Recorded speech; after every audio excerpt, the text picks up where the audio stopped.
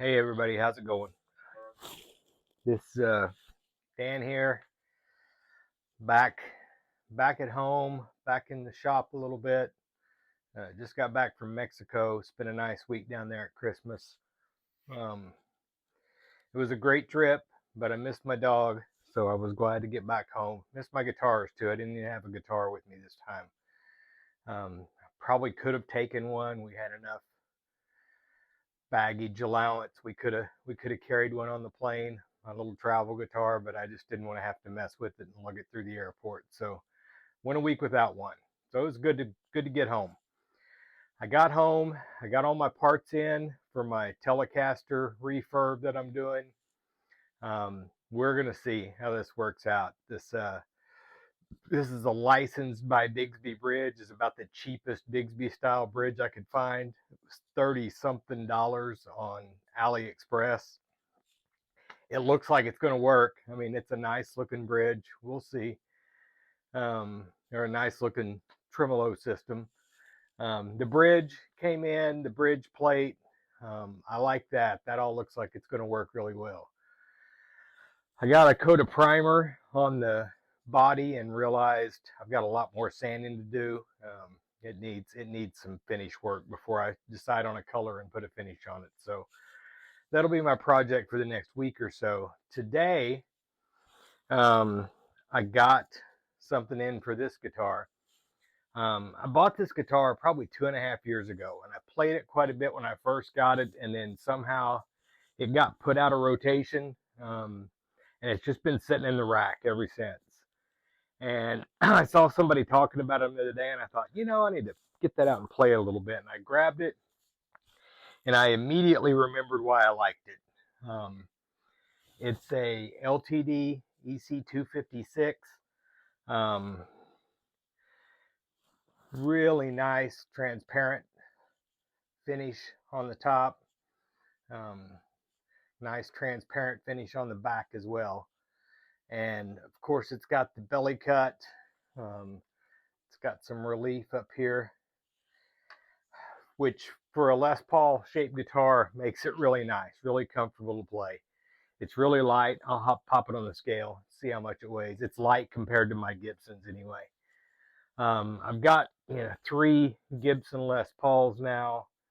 I've got an EART, whatever you call it, Les Paul style guitar that's really nice. And this guitar just kind of got forgotten about, I think. But I got it out and I realized I really like it. The only complaint I have about it are these tuners are really, really cheap. They're just, they're stiff. They don't seem to adjust very well. It's hard to get right where you want without going past. So I ordered a set of Gotoh non-locking tuners. I'm not a fan of locking tuners. And there's nothing wrong with them, I guess, except that it's another point of failure, something else that could go wrong. And I just don't think they're necessary for my purposes. Stringing a guitar is just not that hard, and I don't have problems with string slippage once you learn how to string them right. So it's not that I don't like them, I just don't need them, and I kind of view them as unnecessary for my purposes. The pickups on here are okay. They're not going to set the world on fire, but I've been thinking a lot about this lately, and pickups would have to be really bad for it to make a big difference for me. I'm usually playing at bedroom volumes. I'm practicing. I'm plucking around on the strings. I don't need the best set of pickups you can probably get, and probably would be pressed to notice the difference between these factory LTD pickups and some Seymour Duncans or some Gibson Burstbuckers or something like that. Um, I think the bridge and the tailpiece are okay on here. I've got a Gotoh stop bar nickel plated that I may put on here. Just depends. Get this off of here and see how much it weighs and what it's like. Um, but we'll get to work on it soon and see what we can figure out.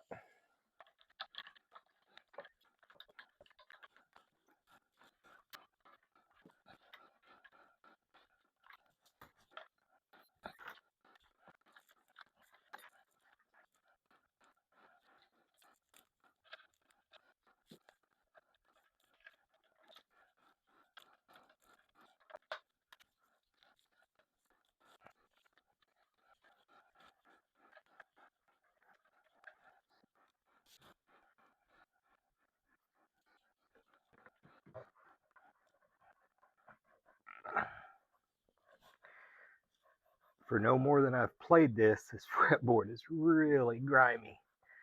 I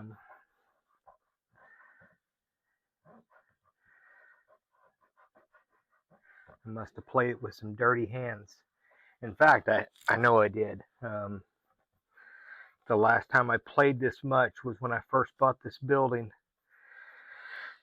and I was in the middle of a demo and rehab of this old 100-year-old building, and a lot of times I would grab the guitar and just practice when I had a few minutes, and apparently my hands were a little dirtier than they should have been some of those times. I'm guessing that's a plastic nut. I was noticing the action was a little high up on the nut side. Not terrible, probably within factory tolerances, but I like it to be as low as I can get it. So I'll probably file that nut a little bit deeper while I'm at it.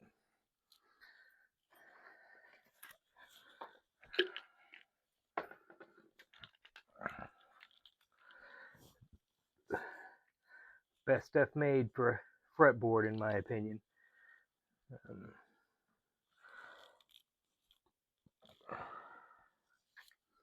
Works really well. Not ridiculously expensive.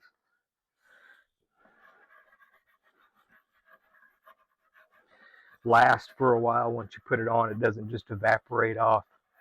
I've used lemon oil before, and it seems like it just goes away way too quickly. If you don't mind doing it all the time, I guess it's okay.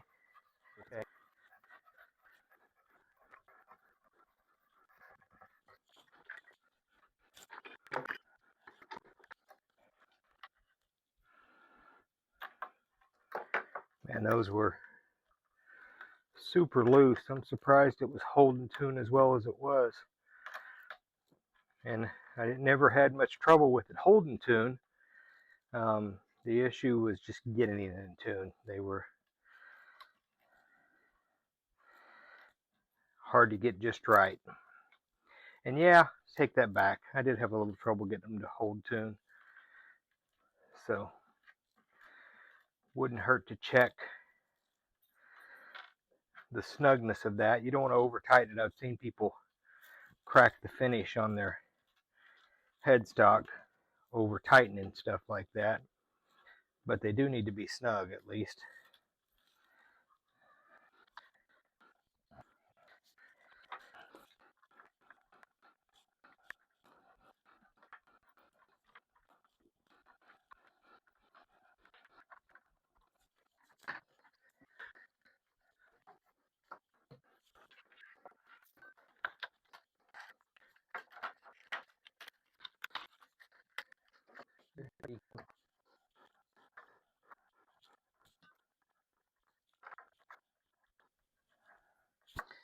I am not tightening these screws up. I'm just putting them in there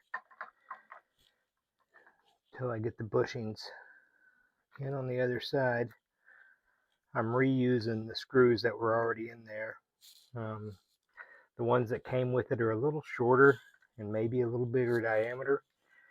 These holes are already fit for these, so I'm just going to reuse them. Also keep the 6 new ones in that nice little bag together so I don't lose one or two of them.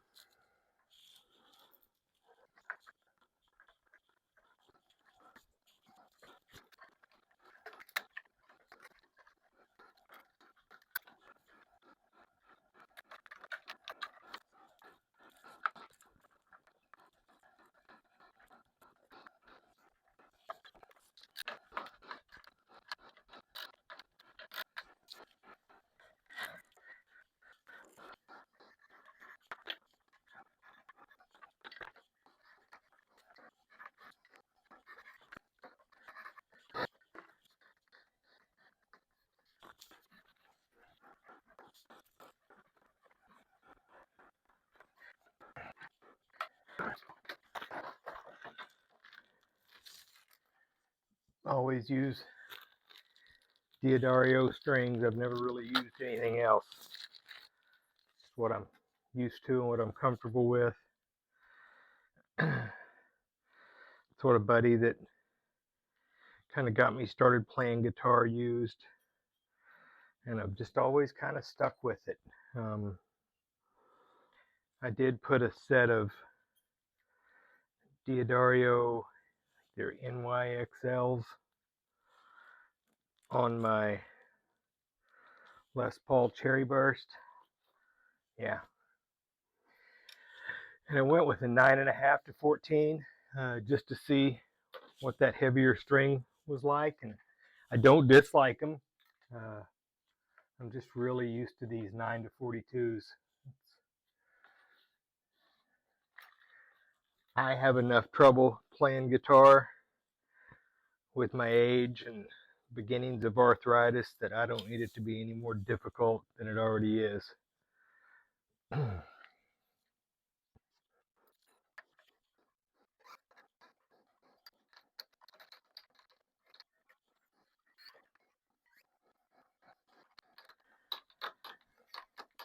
I know there's probably a dozen different ways to string a guitar.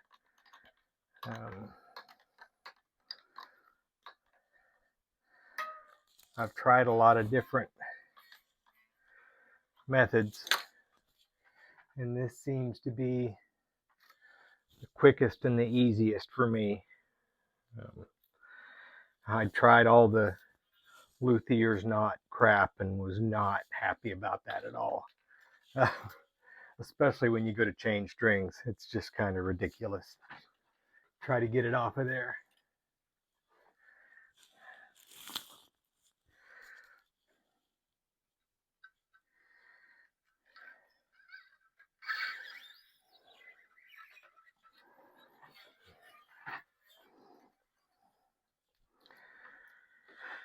Using this method, and just pull it through and kind of snug. Back it up maybe about 2 inches.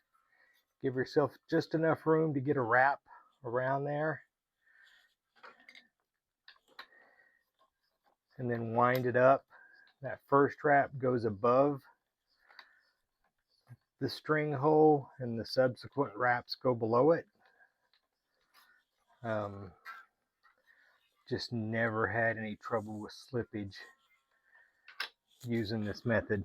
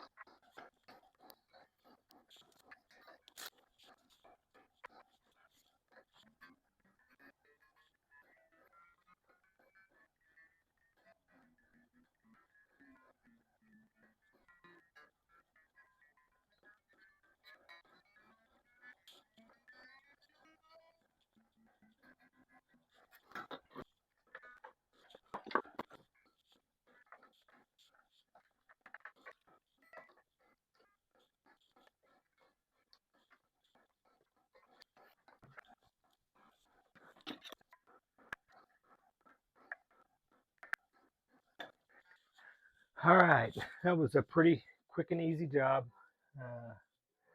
No real issues. Got it all tuned back up. Checked the intonation. Nothing had changed there, so we're good. I didn't really measure how far down I took the nut. Said it was pretty close to begin with, but I knew it needed to go down some, so I just took it down a little bit, and it feels pretty good. I got the action set 1.25 millimeters on the low E string and right at 1 millimeter on the high E string. It didn't really need a new tailpiece. There was nothing wrong with the one that was on here, but this one's nickel. It's a little nicer. I may find a nickel bridge at some point to put on there with it. That was my only complaint about this guitar, was those tuners, and I can't even really begin to describe how much better these feel. They're smooth when you're turning it. They're precise. You can get it right where you want it to be. Makes a huge difference.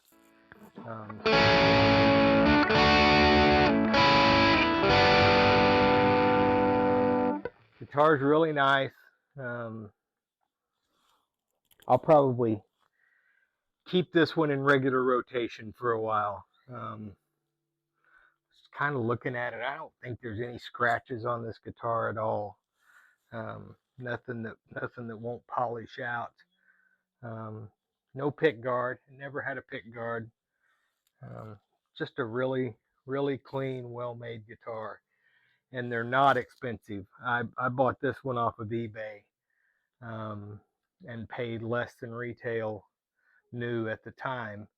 And used, they really don't sell for very much, and it's too bad because they're a nice guitar. You would, if people just bought on quality, this guitar would be worth a lot more than what it actually is.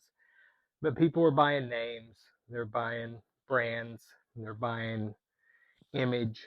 But if you just want a really nice looking guitar that does what it's supposed to do and plays well, I'd look into one of these EC256s. I've seen some that have the badge right here on the 12th fret that says EC256. This one doesn't, just says it up here on the headstock. I'm not sure when they changed that, when they started doing something different, but look into getting yourself one if you're looking for a Les Paul style guitar and don't want to spend a fortune.